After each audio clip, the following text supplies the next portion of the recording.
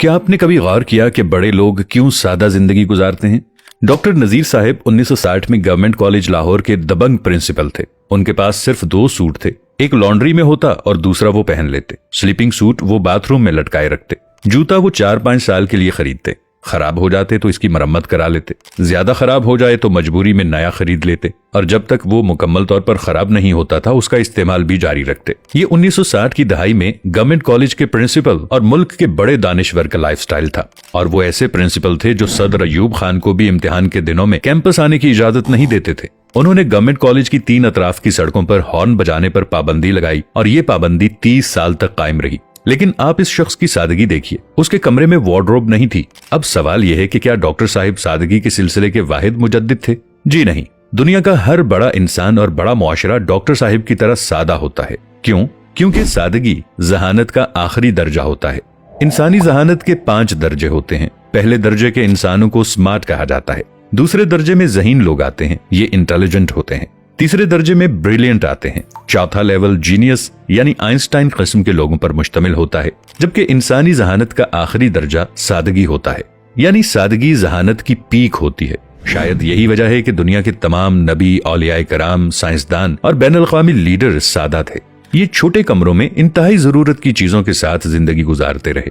बड़े मुआशरे भी सादा होते हैं। मैं इस सिलसिले में जापान, चीन और जर्मनी की मिसाल दूंगा। ये तीनों दुनिया की बड़ी मईशतें हैं, लेकिन इनके लोग इंतहाई सादा और आजिज हैं। आप उनसे रास्ता भी पूछेंगे तो ये हाथ जोड़कर आपके सामने खड़े हो जाएंगे। छोटे घरों में रहते हैं और कम से कम वसाइल में जिंदगी गुजारते हैं।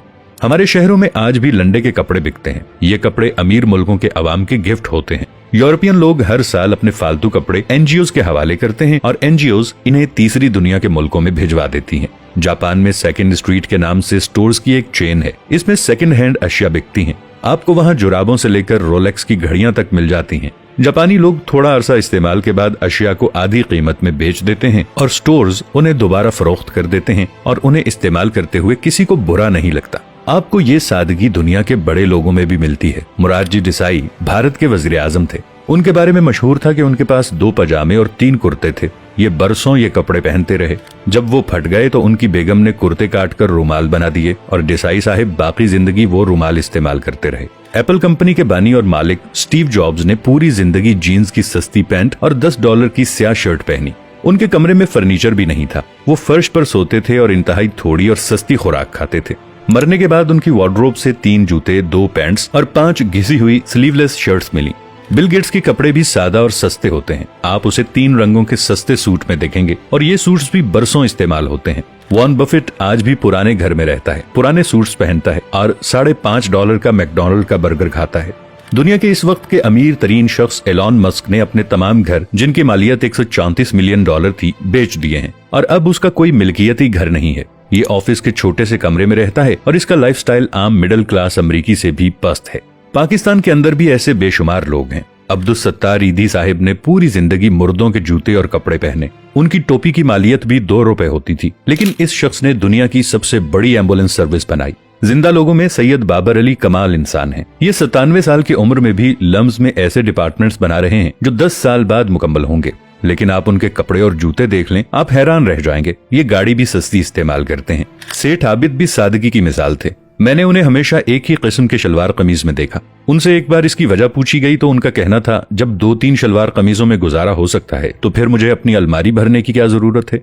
मैं रीड फाउंडेशन के बानी महमूद साहिब से बहुत मुतासिर हूँ। उन्होंने मुल्क में 400 स्कूल्स और कॉलेजेस बनाए हैं। इस वक्त भी उनके स्कूलों में 1.5 लाख तालिब इल्म पढ़ रहे हैं। मगर आप उनकी सादगी देखिए। उन्होंने 30 साल बाद भी वही स्वेटर पहना हुआ था जो उन्होंने पहले स्कूल के इफ्तिताह पर पहना था। उनसे जब वजह पूछी गई तो उनका जवाब था, स्वेटर का काम सर्दी रोकना होता है और अगर मेरा स्वेटर ये काम कर रहा है तो फिर मुझे नया खरीदने की क्या जरूरत है। इससे रकम भी जाया होगी, इसे महफूज रखने की कोफ्त भी उठाना पड़ेगी और किसी ऐसे शख्स की हक तलफी भी होगी जिसके पास स्वेटर नहीं है।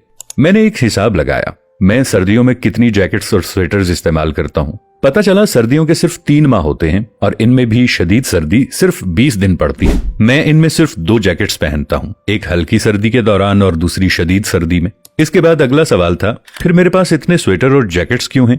मेरे पास इसका कोई जवाब नहीं था। यकीनन मैं भी उन लोगों में शामिल हूं जिनका ज़हनी अफलास खत्म नहीं हो सका और हम वार्डरोब्स को नाक तक भरकर खुद को रईस समझते हैं और वार्डरोब भरो के इस खेल में ये भी भूल जाते हैं कि वार्डरोब्स वाले लोग बड़े नहीं होते। बड़े वो होते हैं जिनके कमरों में डॉक्टर नजीर अहमद साहिब की तरह वार्डरोब्स नहीं होती। ये लोग जानते हैं कि जरूरतें महदूद होती हैं, लेकिन हवस की कोई हद नहीं होती और क़नाअत का असल मफहूम भी यही है। नाजरीन, वीडियो को लाइक और शेयर जरूर कीजिएगा। मिलेंगे नई वीडियो के साथ, तब तक के लिए अल्लाह निगहबान।